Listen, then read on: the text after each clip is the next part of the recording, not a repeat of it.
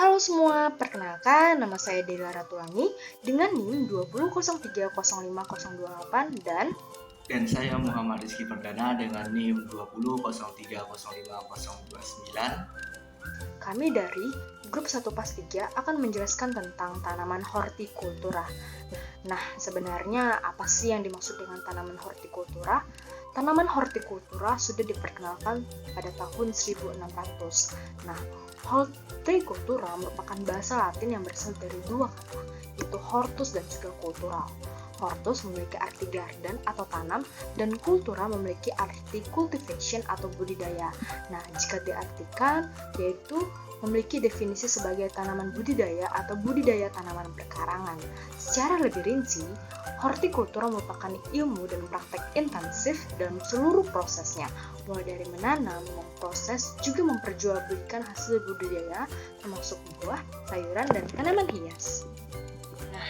Dalam hal ini, terdapat beberapa cabang ilmu yang terkait dengan hortikultura.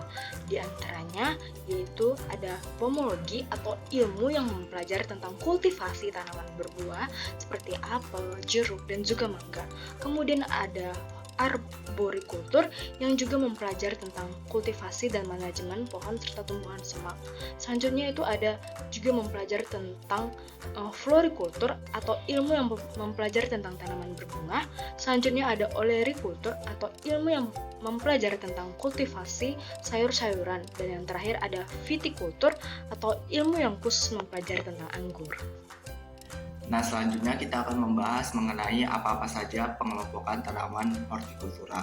Nah, yang pertama itu ada yang namanya kelompok tanaman perkebunan, yaitu kelompok tanaman yang dikelola oleh individu maupun perusahaan dalam skala besar yang juga dilakukan secara intensif. Contoh dari jenis tanaman perkebunan ini adalah teh, kopi, dan juga kelapa sawit.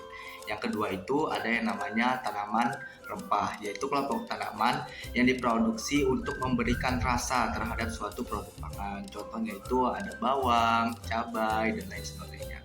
Nah, yang ketiga itu atau yang terakhir ada namanya tanaman obat, yaitu kelompok tanaman yang digunakan sebagai obat maupun aromaterapi. Contoh dari jenis tanaman ini ada jahe, temulawak, lengkuas, dan masih banyak lagi. Nah, setelah kita membahas mengenai jenis-jenis tanaman dari hortikultura, selanjutnya kita akan membahas apa-apa saja fungsi dari tanaman hortikultura ini. Nah, setidaknya ada 4 fungsi utama dari tanaman ini. Nah, yang pertama itu sebagai penyedia pangan, yaitu sumber pemenuhan gizi baik bagi manusia maupun bagi hewan, karena tanaman ini banyak mengandung berbagai macam zat yang baik bagi tubuh seperti vitamin, mineral, protein, dan lemak. Nah, yang selanjutnya yang kedua itu sebagai objek sosial budaya, yaitu unsur keindahan dan juga memberikan kenyamanan bagi lingkungan maupun orang-orang yang menikmati dari tanaman ini.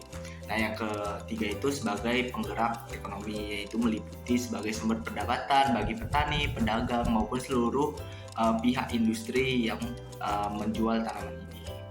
Selanjutnya yang keempat ataupun yang terakhir itu sebagai obat alami yang memiliki manfaat untuk mencegah berbagai jenis penyakit.